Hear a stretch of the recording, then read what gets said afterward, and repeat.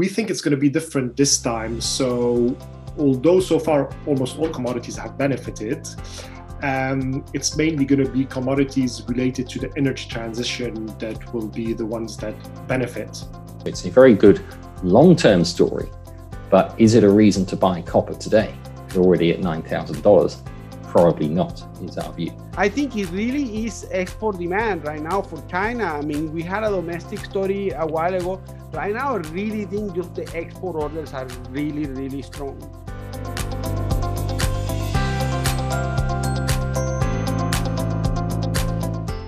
With me today, I'm very pleased to introduce Ian Roper, General Manager of Shanghai Metals Market, Bernhard Dahdah, who is the Senior Commodities Analyst at Natixis, and Rodrigo Echeverri, who is the Head of Research at Noble Group. And gentlemen, thanks very much for taking time to join me today. Ian, I wanted to turn to you first to get the presentations going.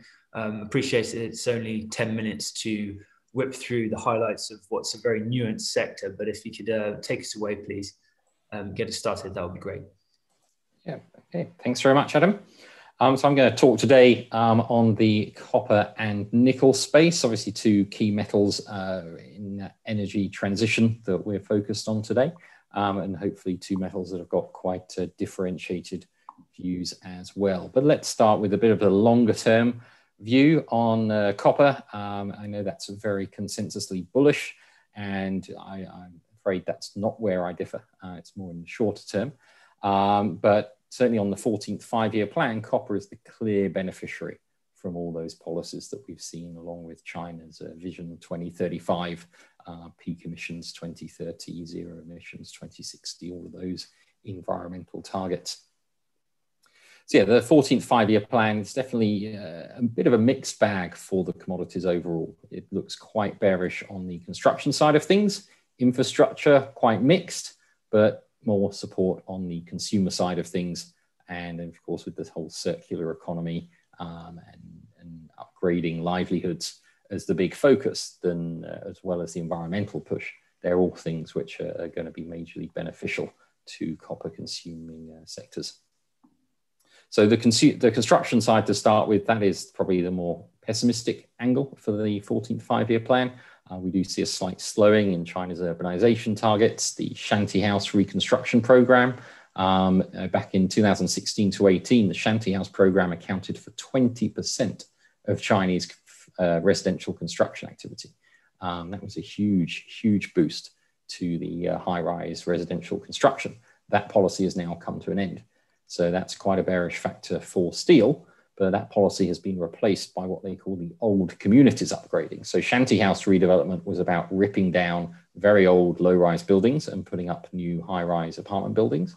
The old community upgrading is more about taking the buildings from China's initial private property market development in the 1990s, early 2000s. So they're generally low-rise, 6 to 8 stories. They don't have elevators, and they're looking quite old and shabby. So what they're doing now is upgrading those, fresh coat of paint, installing new windows and doors, insulation, perhaps solar panels on the roofs, redo the wiring. So not a good story for steel. It's not new construction, but for things like copper, aluminium, they will still certainly see some benefit from those policies.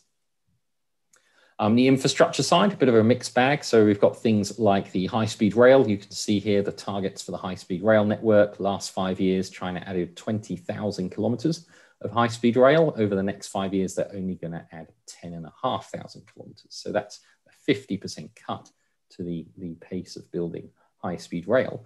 However, subway growth is accelerating hugely. The urban rail build-out, metro systems, subway systems, that's something which is seeing huge growth. And of course, subways are far more commodity intensive because that's tunnels, a lot more cabling, big stations, deep underground. So the commodity intensity of building subways is somewhat more than building regular kind of above ground rail or high speed rail. So overall, we do see that as reasonably supportive for commodities, but it is a bit of a mixed bag on the infrastructure side of things. And don't forget, for this year as well, China, of course, had a huge stimulus last year, extra spending, special bond issuance. This year, the special bond issuance is going to be down 1.1 trillion RMB. So the infrastructure spending this year will certainly be slowing through the year. But of course, the focus of this webinar, energy transition, and obviously China's environmental targets very well known. So that's where a lot of that copper growth is going to come from. So yeah, China investing a lot of money in the renewable space at the moment, looking to grow wind, solar power, double the pace we've seen over the last 5 years, and the associated infrastructure on the grid build out as well will be very supportive, both copper and aluminium demand. And there's other sectors as well that copper's heavily used in. 5G base station build out, seeing a lot of that at the moment, building out the EV infrastructure, charging pylons, etc., as well as the EVs themselves. So there's many, many good stories for that longer term copper demand. You can see here, we think that the demand from copper going into just the EVs and renewables is about 500,000 tons last year. By 2030, that'll be more like 1.7 million tons a year. So it's a very good long-term story. But is it a reason to buy copper today? If you're already at $9,000, probably not, is our view, because that whole growth from the renewables and EV side of things is only going to add about 60,000 tons of copper demand this year alone. So my view on copper actually for this year is quite pessimistic. It seems to be a lot of bullish narrative around copper, and everyone's very enthusiastic for it across the board, but I'm somewhat less optimistic for the short term from this starting point with prices where they are. I mean, for starters, visible copper inventory has now doubled in the last 8 weeks, up to 200,000 tons, and copper benefited from 3 major supply stories last year that tightened the market. Of course, we had all the mine supply disruptions. Now, absolutely, that is continuing at the moment. Peru, Chile, still suffering from a lot of COVID cases and associated disruption, as well as elections in those countries coming up shortly. So that mine supply may struggle, but even so, we've still got a lot of greenfield mines coming through this year that should get some growth. But one area I think people are underestimating on the supply is scrap. Scrap is highly price elastic. Last year, scrap supply globally was very restricted, partly due to lockdowns, partly due to low prices, partly due to China's import restrictions. As all of those things come to an end, with copper prices at 10-year highs, I do expect scrap generation to surge very dramatically. So that will add overall, I think copper supply growth this year is heavily underestimated. So yes, in the short term, the TCs are very low. We've got spot TCs now below $30 a ton, incredibly low levels. But like I say, the mine supply growth eventually will recover in the second half of the year. But the big thing I'm watching for is the scrap tightness to ease. So last year with China's scrap import restrictions, scrap imports fell 500,000 tons, metal contained. That's partially offset by a 200K increase in blister and kind of melted scrap, as it were. But since China introduced the new rules to allow the highly processed secondary raw materials as copper and aluminium in since November, the scrap supply has been flowing in very freely. Customers has been allowing that in with a decent degree of flexibility. Haven't been rejecting too many cargoes, just issuing warning notices for people to comply with the higher import standards. So given the high prices, given the very low collection rates last year and Western world coming out of lockdowns and everything this year, I do believe the scrap collection should surge at least 500,000 tons this year. And that will then add a lot of supply into the market. In China as well, the Chinese copper demand, we've still got decent growth this year, 3-4%, but the apparent demand may well be negative because last year we did have the SRB taking 500,000-600,000 tons out of the market, which they won't be doing this year. And we had a lot of end user restocking of copper as well. So that's why I do think that the copper market will be weakening from here to the rest of the year as the supply lifts. We are seeing visible inventory building in China. We're seeing physical premiums weakening, just seeing a few kind of more cautious signs in some of the PMI demand data as well. So I do think that the near-term bullishness in copper is somewhat overdone. I would be looking for prices to be somewhat lower through the second half, but certainly the long-term story still absolutely sound. On nickel, meanwhile, nickel, pretty similar story there, except not so bullish in the long run either, because we do believe LFP batteries are being somewhat underestimated in the scale of the market share they will take. So stainless was clearly the driver of nickel last year, not the battery story. It's very much the Chinese stainless output being so strong. But on the stainless in China, the key problem here is we have just so much NPI supply coming through out of Indonesia. So Indonesian NPI supply just up and up and up at the moment. It's going to be 885,000 tons on our forecasts for this year. I mean, March was already at 70,000 tons. So that's going to be a 300,000 ton growth in MPI out of Indo this year. And that's really going to reduce that Chinese nickel pig iron sharply from 500,000 last year to sub 400. So as we come out of rainy season in the Philippines, nickel ore exports increase. That's going to lower nickel ore prices. That's going to lower the nickel pig iron costs. And that will ultimately feed through to lower nickel prices, which for the last decade, LME nickel has been heavily, closely linked to the global Chinese MPI cost base.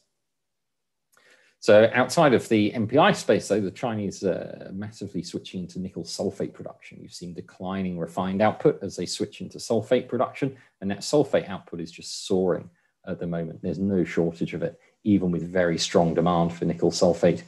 There's huge supply growth in China. We don't see that market being very tight at all for this year or next year for that matter. And then structurally longer term, we do think that nickel is not going to be the winner takes all in the EV battery battle. And the Chinese have been making great advances in the LFP technology in the last year or so, comfortably getting ranges, 400K plus, decent reliability, still some issues around power, cold weather power draw. But it does look like the LFP batteries are going to dominate the smaller medium end vehicle, where people are not willing to pay so much for the vehicle. The range power is not such a focus. We do believe the Chinese are massively going to go down the LFP route for those market segments. So nickel batteries, absolutely, they'll have their place where people are willing to pay for the extra range, the extra power. So the medium higher end vehicles will be dominated by the nickel batteries. And within that space, increasingly the higher nickel batteries as well, the 811s versus the 523s. But overall, we just do think that some of those structural big long-term nickel bulls are just underestimating just how big the market share could be for LFP there. So I'll leave it there for now. It's my contact details, and I look forward to discussing after we've heard from Bernard and Rodrigo. Thank you very much, Ian. Just going to transfer the host over to Bernard. Yes, thank you.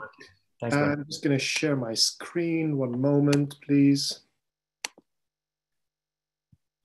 Yeah, so from my side, it's the question of the commodity supercycle. So if you look at the definition of a commodity supercycle, we're talking about 10 years of prices rising rapidly, sharply. The last one that took place in 2000s was China-driven, and it was kind of like the old infrastructure type of investments, so airports, railway, heavy infrastructure. We think it's going to be different this time. So although so far almost all commodities have benefited, it's mainly going to be commodities related to the energy transition that will be the ones that benefit. So why, basically?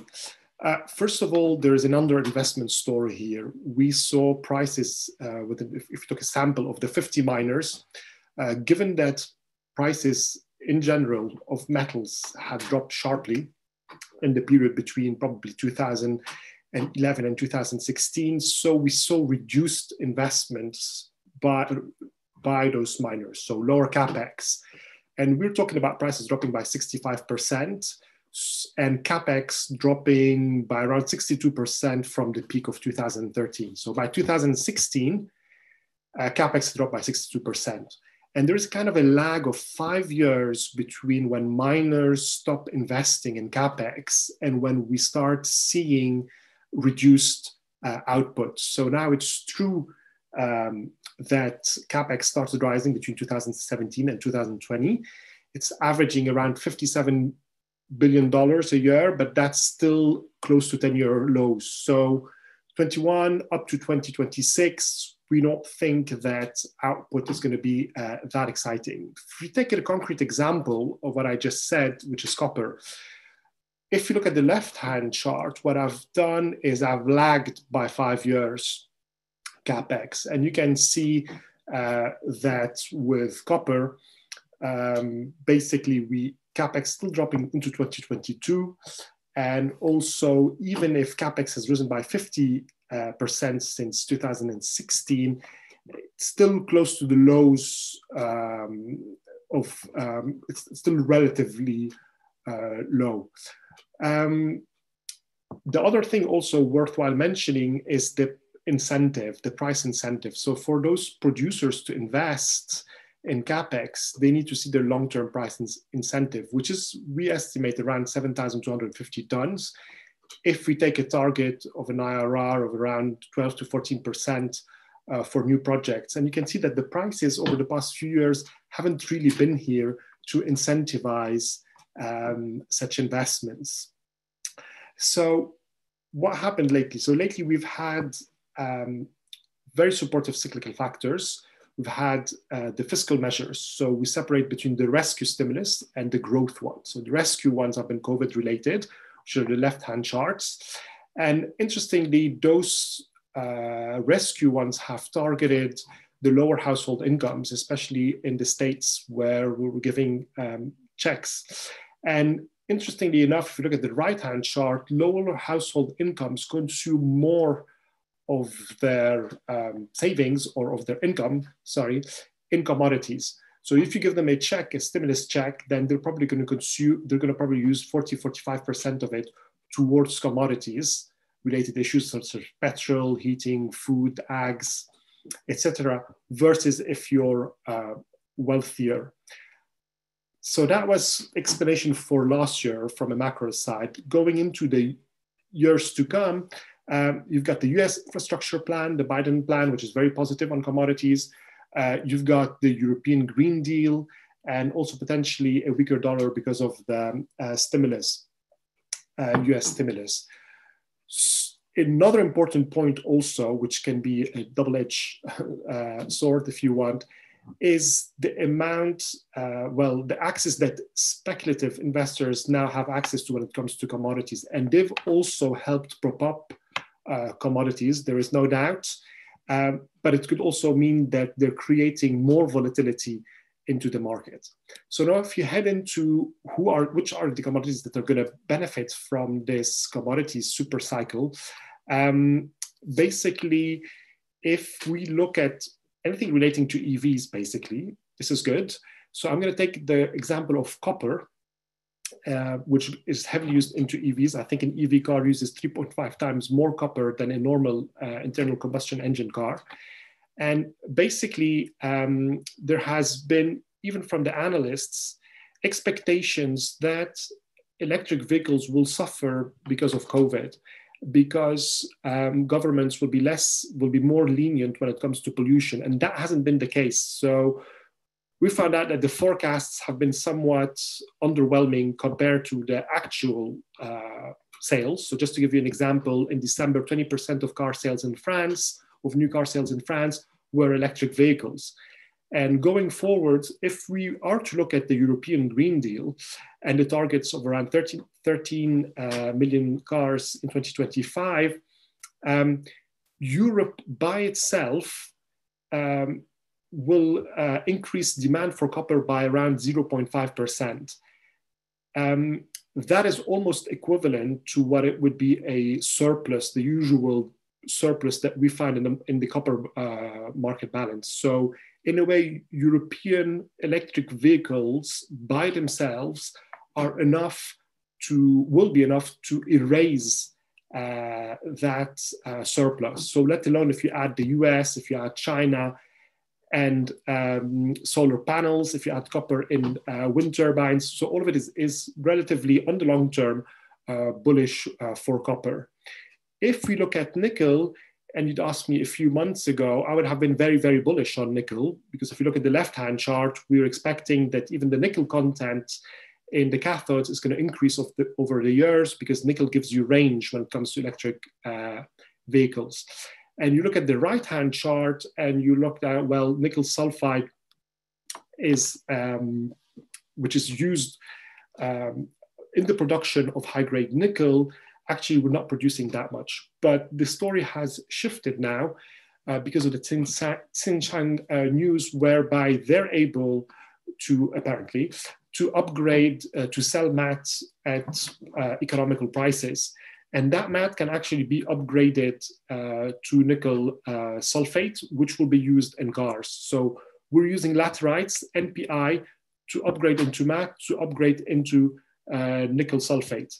And that will be, that is economical. If you do the maths, you're probably going to be making a margin of $11,500 if you upgrade all the way to nickel sulphate versus if you just sell NPI, you'd actually be worse off if you just sold max. So basically, we think that this will be a solution for the market when it comes to the lack of nickel sulphate.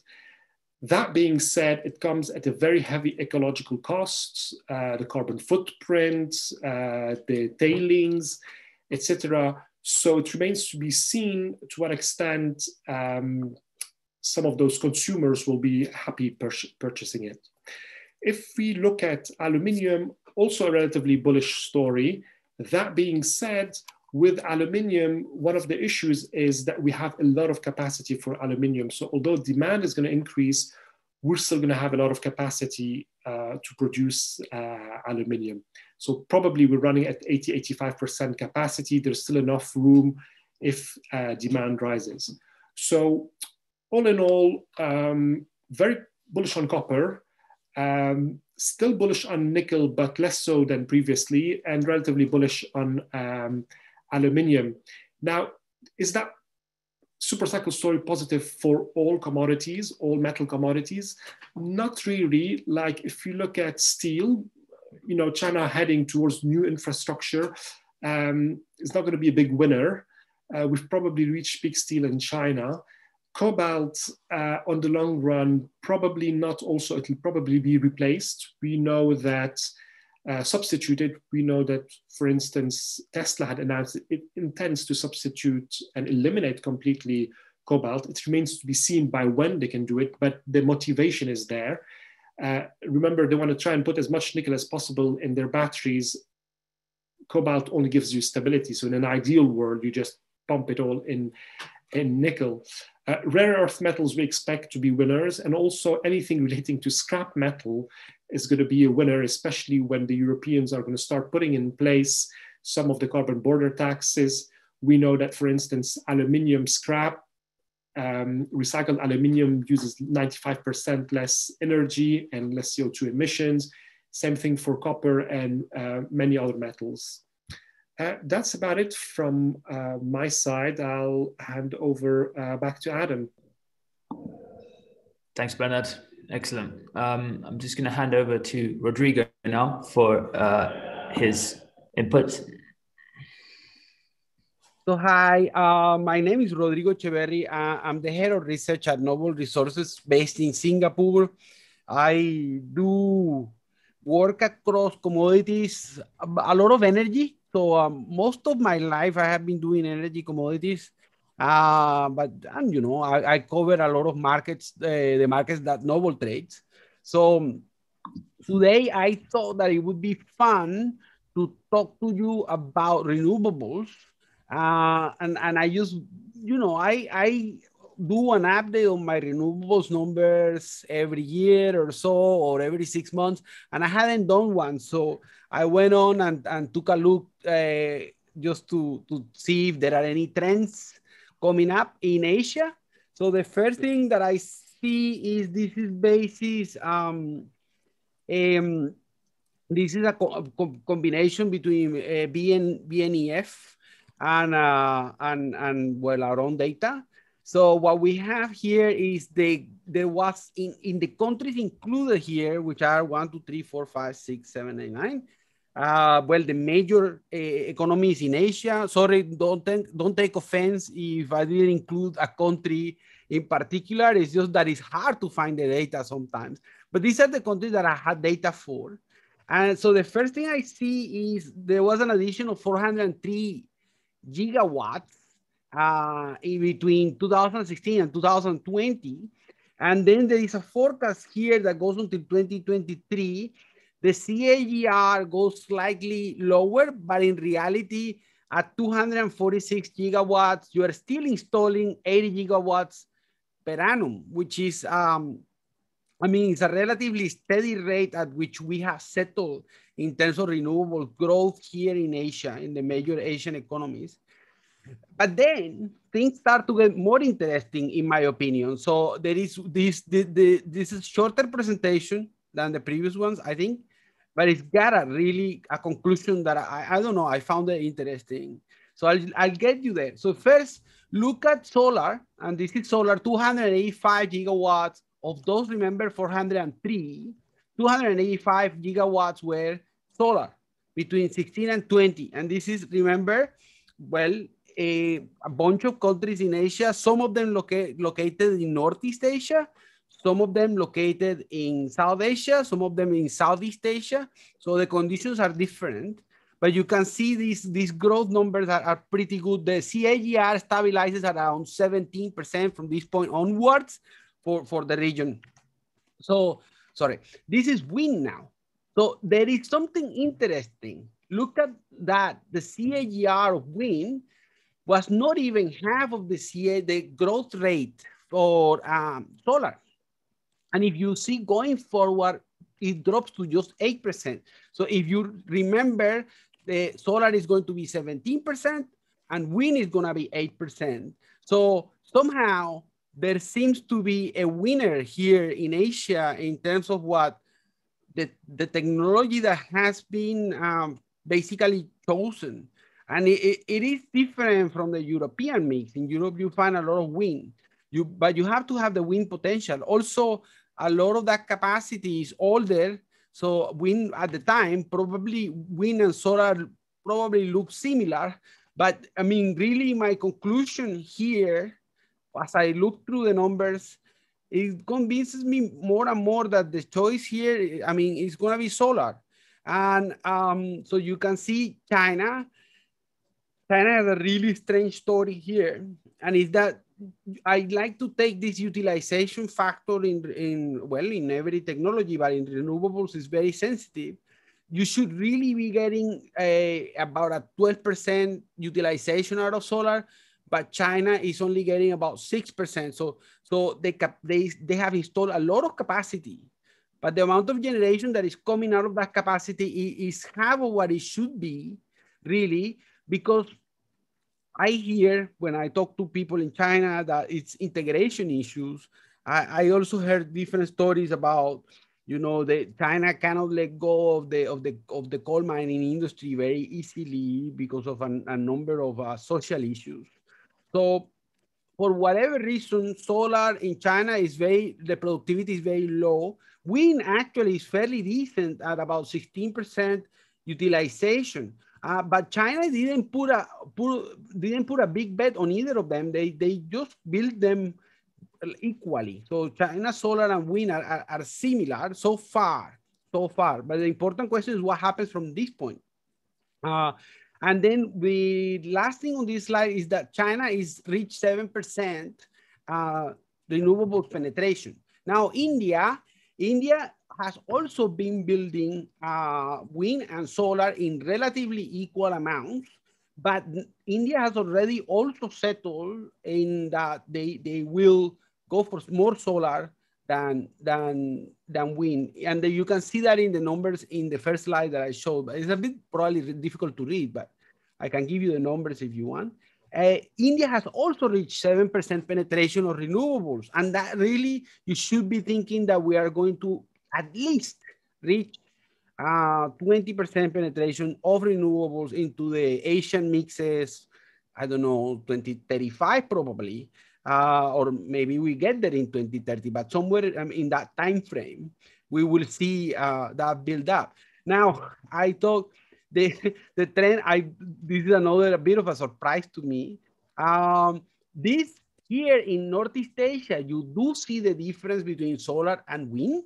It really is preferred to install solar in Japan, Korea, Taiwan. This is ex-China. But the penetration of renewables is still surprisingly low. To me, it's very, very surprising that India has 7% and that Japan, Korea, and Taiwan will have a 4% level of penetration of renewables. And they have been slow. But what I can tell you from what we see on the day-to-day is that Korea is the most aggressive. So I think Korea will be leading in this region in terms of installations and in terms of generation also. And I can tell you they've settled already for solar, mostly. So Southeast Asia, similar story. Look at the productivity of solar, pretty good. They squeeze 14% out of the panels. I mean, it doesn't get a lot better than that. It's well spread throughout the region. Indonesia is largely absent today, but the big plans for the future.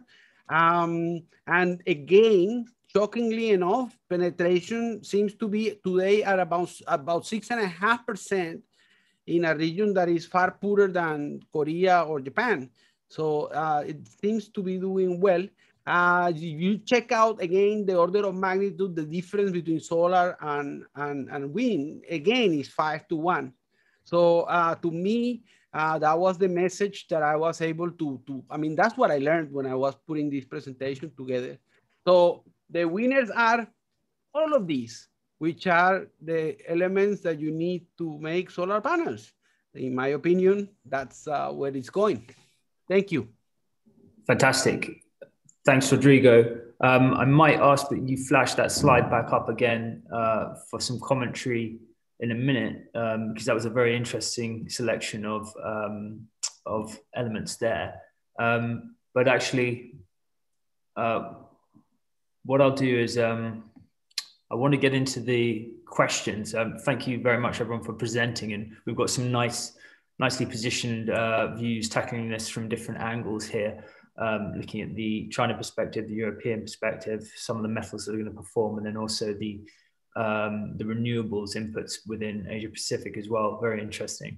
I'm just going to try and group the questions as logically as I possibly can. I've had a few in the chat and a few in the Q&A panel as well. But just coming back to China, first of all, Aline has asked, what's the LFP market share in 2025 in China? Ian, Rodrigo, I don't know if you have a view on this, being our Asia Pacific experts at the moment. Yeah, so I showed in the slides there how it's gained a lot in the last couple of years. I think we're already above 20% now. Yeah. And yeah, I mean, it does look like it is going to be the clear winner at that budget vehicle end, you know, even to the mid-space vehicles. I mean, the auto market has always been heavily segmented, right? Some people are willing to pay a lot more for a car than others, and there's different objectives. People want to stay local, or they want more power, or they want more space, or they want more range, etc. So LFP is just getting the ranges are comfortably into the 400K level. And the reliability is very good. There's still issues with cold weather power draw. You know, if you park them outside in the snow, then yes, the batteries will run down quickly. But at least countries like China, generally most people these days living in high-rise buildings, basement car parks available, etc. So that shouldn't be too much of an obstacle to overcome. So yeah, I mean, the share could well be 50% plus for the LFPs by 2025, but for the exact numbers, I'm afraid you're going to have to subscribe to some of our reports to see the detail there. Yeah, certainly. And I don't know if everyone wants to, but maybe we'll make these slides available afterwards as well. Yeah, sure. Just to the attendees, I can circulate those so everyone can have a look. That's interesting. And Bernard, I don't know if you have a view around LFP, because that seems to take cobalt out of the mix, like you were saying, but also do you have a view on the sort of EV OEM side and how quickly they're going to be switching or utilizing LFP as a battery mix? I don't have a particular view on LFP, but it's true that if you look at the past few years when it's come to the evolution of the lithium battery sphere, it's evolved very, very rapidly. We're now talking type of batteries that are becoming obsolete, not obsolete, but like they're not selling them anymore within like 3 to 4 years also. So I think one of the future contenders, and I'll answer a second question about, take the opportunity to answer a second question about graphite, is the NMC 811 I think Ian mentioned it too. So I think there's a lot of space for different types of batteries depending on the type of car and the consumer, the companies. But NMC 811 is supposed to be a battery that comes in 2023 widely in the market, and it's supposed to make that electric vehicles break even when it comes to internal combustion engines. Now, what do we mean by 811, 632, or 511, etc.? It's the ratio of nickel to manganese to cobalt. So 8 parts of nickel, 1 part of manganese, 1 part of cobalt. And the idea actually of manganese and cobalt is to stabilize the battery so it doesn't take fire. And the idea of nickel is that you're getting the range with it. So in an ideal world, again, you're pumping as much nickel as you can in that battery at the expense of cobalt and manganese. So going forward, there was that Tesla Battery Day announcement late last year. And Elon Musk said, well, we're going to produce batteries without any cobalt. I think partially to do with ESG concerns, but also it has to do with costs. Cobalt is expensive. And ideally, again, you're just giving nickel range. So when it comes to graphite, when it comes to the other type of things that go into elements that go into a battery, it is a competition of what is the cheapest type of commodity that we can put in, and at the same time gain range and stability. So it's a tricky one to answer, but I would expect that over the years to come, yes, cobalt and manganese, the evolution of the batteries, that will get more and more nickel in a battery and less of those others. And when it comes to substitution, again, it's going to be price dependent on price and efficiency dependent on what can silicon give versus the graphite. That would be my answer. Thank you very much. Very comprehensive. Someone's asking about target prices and views for zinc in the short term and the medium and the long term. Does anyone have an outlook on zinc, or could provide a quick snapshot on zinc? Yeah, I'm happy to answer that. So the zinc market's one that's been looking, I'd say, relatively stronger this year, because we just don't see the concentrate supply recovering for zinc the way that it has done for other metals. So for copper, for example, we think TC's, the concentrates last year lost about 450,000 tons from all the COVID-related disruptions. But for this year, we expect mine supply to be up 500-600K. So fully recovering there. Whereas for zinc supply last year, that was down about 4.7%. And this year, we think we'll still be below 2019 levels. Some recovery there. Equally, zinc demand, it's highly leveraged into the consumer sectors, right? Autos, appliances, 2/3 of zinc in China goes to galv steel, 2/3 of that in turn to autos, most of the rest to appliances, other consumer goods. And that's where the demand strength is, right? We're expecting the slowdown to come from infrastructure, from construction, whereas it's the consumer-driven side of things, the export-driven recovery as the global consumer recovers as well. That's where the demand is. So I think zinc's probably more exposed to the good demand stories for this year, and equally the mine supply struggling to recover the way it is in some of the other metals. So overall, zinc looks better placed, but prices for everything today extremely elevated because of the global macro situation. So I still wouldn't really look for upside in zinc, but I just think it's got a lot less downside than some of the other metals. I want to try and tie a few different questions together under the sort of EV narrative that we were going through. And another one that we've had is around recycling. Neil Gregson's asked if there'll be recycling issues for EV batteries similar for all the battery technologies. So, are some easier to recycle than others in terms of the metals extraction there? Bernard, have you looked at recycling within your EV analysis? Briefly, I think in December, basically late last year, I think the EU had proposed some sort of regulation to require that 100% collection of batteries of EVs. Now, it remains to be seen, what is going to be the cost of recycling them. If we're talking about a boom in commodity prices relating to renewable energies, I think that the benefit will be here. It's interesting because if you look at some of the other metals, you reach interesting percentages. So if I'm not mistaken, in Europe, something like almost 40% of copper used is from scrap. It's going to be recycled. If you look at platinum, world platinum supply, something like 35% is from recycled platinum. And I think it's the same thing for palladium, bringing in all the auto catalysts. And that's even without government regulation imposing the recycling of catalysts. So I think at the beginning, we will need some sort of regulation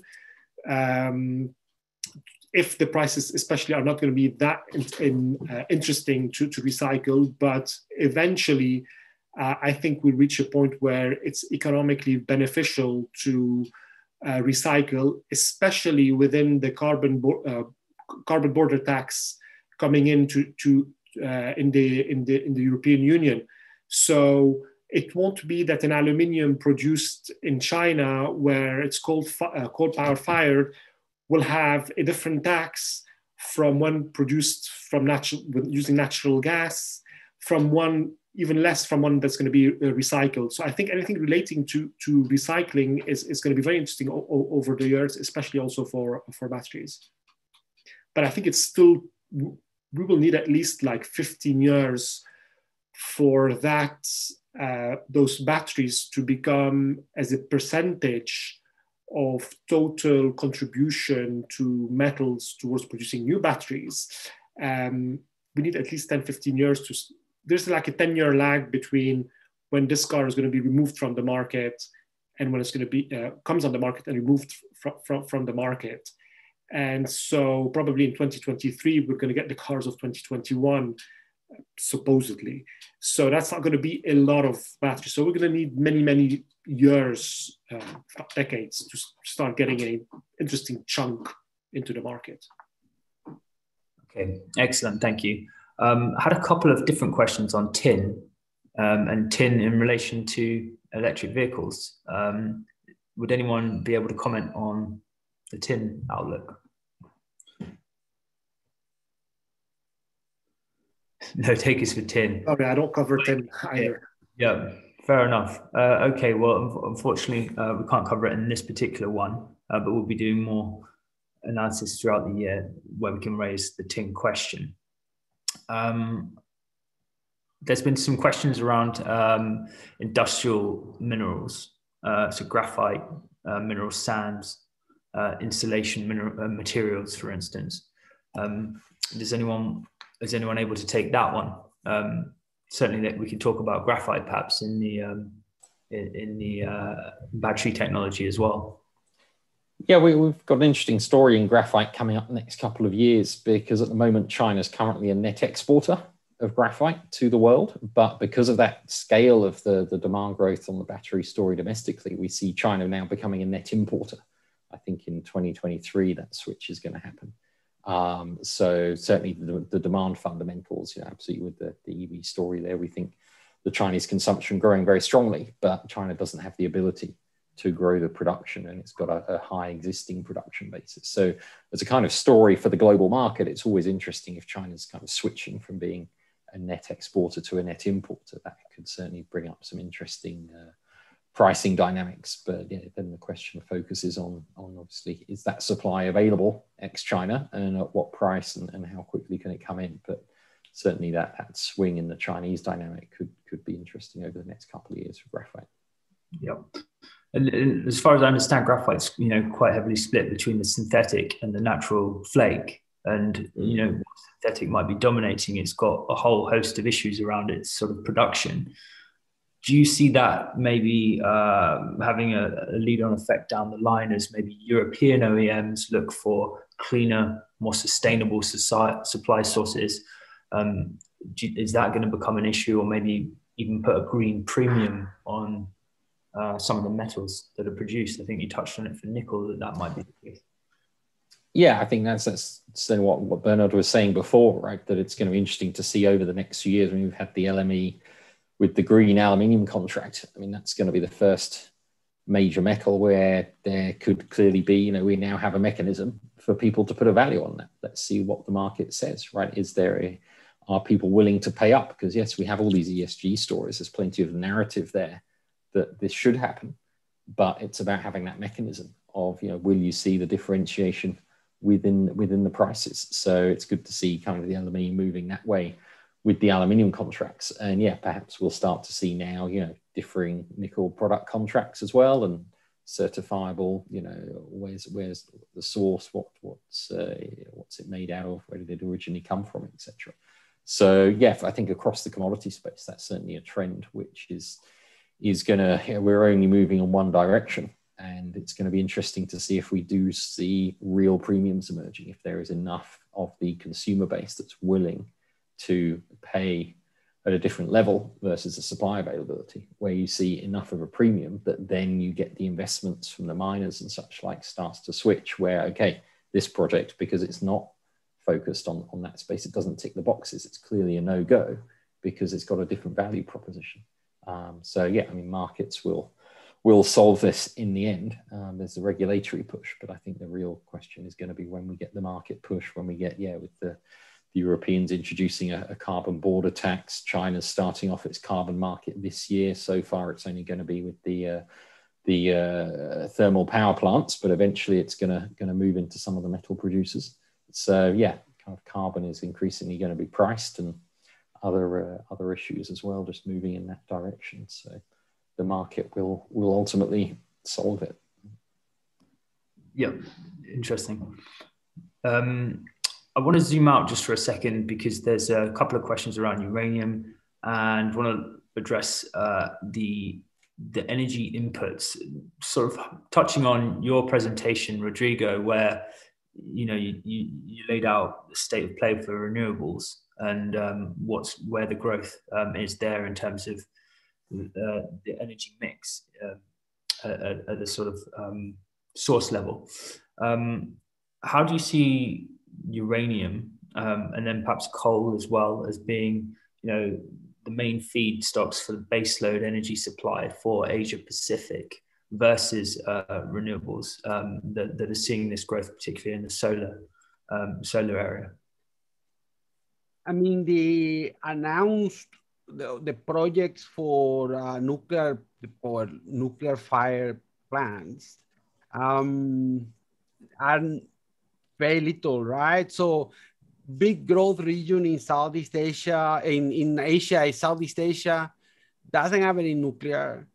Korea has nuclear. I mean, quietly, they are one of the bigger ones, but I doubt Korea will be adding additional nuclear capacity.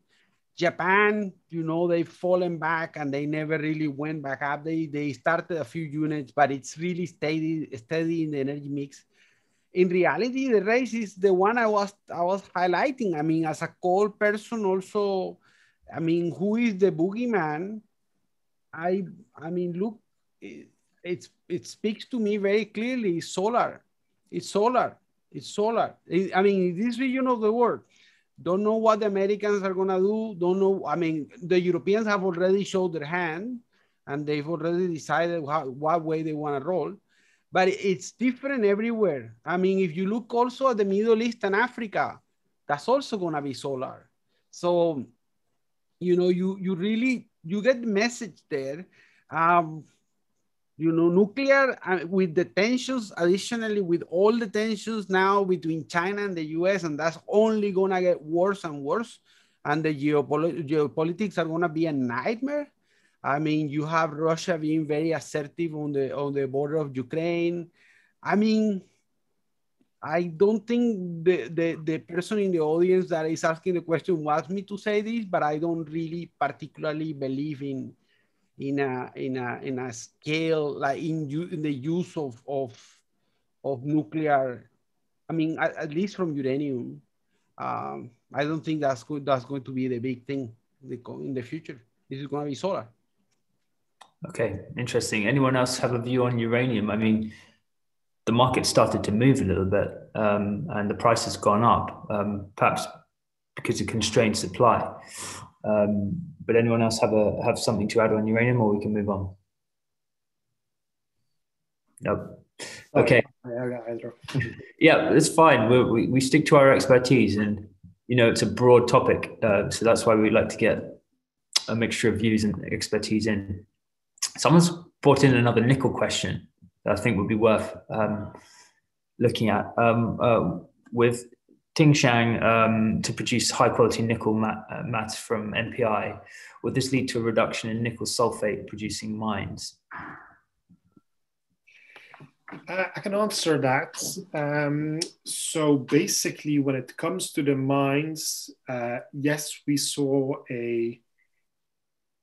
over the past, I would say, since the NPI boom, we've seen the death of the nickel sulfide mines. I mean, the amount of underinvestment. I think nickel laterite has been growing like 30% over the past 10 years. And nickel sulfide has dropped output has dropped by 7%. Although if you looked at the early 2000s, something like 60% of mined nickel was actually nickel sulfide.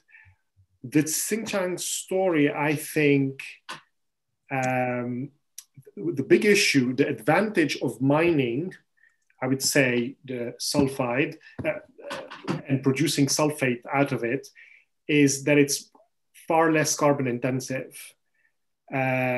If I'm not mistaken, laterite converting to NPI, etc., is going to be like 3.5 times more carbon intensive. You've also got the processes of HPAL or to upgrade the NPI or the laterite, or with the Tsingshan story, NPI to upgrade into matte. That also is not very clean. So you could see that maybe with the ESG concerns and Tesla, let's say, who's very careful about where they source and the carbon footprint, etc., maybe they would want actually, they might be more keen actually on mined nickel sulfate that comes from mined nickel sulfide, as opposed to some upgraded matte or HPAL. There are a lot of issues cost-wise. Like if you look at Indonesia right now with the HPAL projects, they're always, they go horribly wrong when it comes to costs. The Indonesians very recently have been talking about some ban on deep sea tailings. So if you move to land-based dry stack, that's going to be much more expensive. If you want to greenify basically and put some carbon capture, you have to put SO2 also capturing equipment when you're upgrading your matte into nickel sulfate. So that comes at a cost. They were talking about using, I can't remember which, the Morao project, about putting solar panels and solar panels. So that comes also at an additional cost to a process that's already very expensive. So I think there is still some hope, perhaps, for some of the nickel sulfide mines. I don't know if Ian might have a view, given that he's got a good outlook on Indonesia, but yeah, thanks, Bert. No, I've long been bearish on nickel from the Indonesia situation, right? I mean, the investment going in MPI there last few years, it's already, like I said, 890,000 tons of MPI coming out this year, right? The entire Chinese and Indo MPI market combined 3 years ago was barely 1 million tons. Indonesia in 3 years is just swamped the market, and that's going to 1.1 million next year. It's potentially going to 2 million by 2025, right? These furnaces are so cheap and so quick to add on the MPI side. Then on top of that, now you've got the Tsingshan, the nickel matte stuff, which it was amazing the effect that had in the market, given that we all knew it was there anyway. The trial plant was there since last year. All they did is say that they're signing some commercial offtake agreements. We knew the plant's under construction. We knew the technology's there. It just seems that in the kind of commodity bull run, everyone had forgotten about it. But yeah, that's going to bring sulphate equivalent through at $12,000 as well. So yes, it's got a lot of issues in terms of, just how clean is it, environmental side of things. But, it's likely to still certainly have some consumers. So it's the nickel market, in my mind. Indonesians be pushing this story about being a battery center. They don't just want those raw materials, they want the batteries produced there as well. So I think they're just going to keep incentivizing the investments. And just, we could be in a situation in a few years' time where Indonesia is over half of global nickel unit supply easily. And then you're seeing all the stainless exports on the back of that, which will just massively undercut stainless elsewhere as well. So it's just a very, very bad story for nickel going forward. I think it's just, that whole hope for 20K nickel to incentivize a whole range of new sulfate mines, just don't see that market emerging at all. Okay, excellent. We've got a couple of minutes left. Gati's submitted a question just concerning your presentations and your difference in outlooks around copper. Ian is a bit more conservative and everyone else is a bit more bullish on copper. I think that was to do with your supply side. Yeah, mine was very, very much just for this year. So it's just in the pricing starting point, right? So we've got all this bullishness. If the copper price today was $6,000, absolutely, still be bullish, still absolutely bullish on the long-term demand story. It's just at the starting point of prices having been above $9,000, $10,000, all the good news is there, right? Like Bernard showed in his long run incentive price for copper, 7,200 or so. That's kind of a very good number for copper historically, but today we're pricing well above that. So as from an economic perspective, we should say, okay, I sell there and take the profits and come back and buy it if it's cheaper. My key thesis for this year really is I think the supply that people are missing is the scrap story, right? That scrap is just so highly price elastic. I think global copper scrap supply in 2011-12, last time copper was at these prices, was about 4 million tons a year. Last year, it was only about 2.5 million tons a year.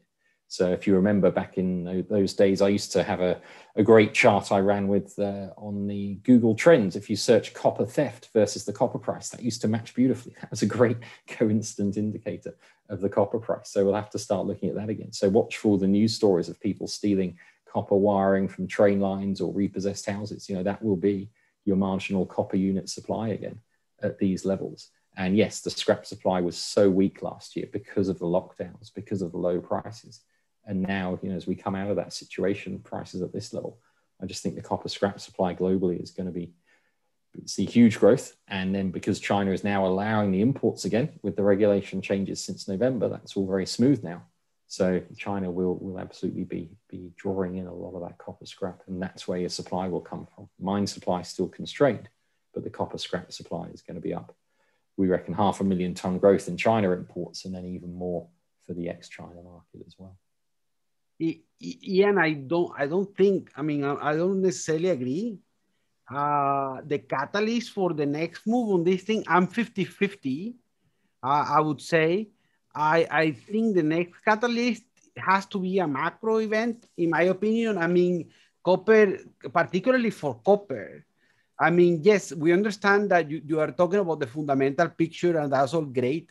But copper could be pushed either way by different things, right? So the first thing that people have to tell me here is what they think is going to happen with the dollar later this year, right? So if you have a strong conviction against the dollar, which, well, probably most of us do, that could be the next thing. And it could take a higher, and in spite of things. So that one risk, I would say, to the bearish view is that if the dollar pushes lower, people will just buy copper.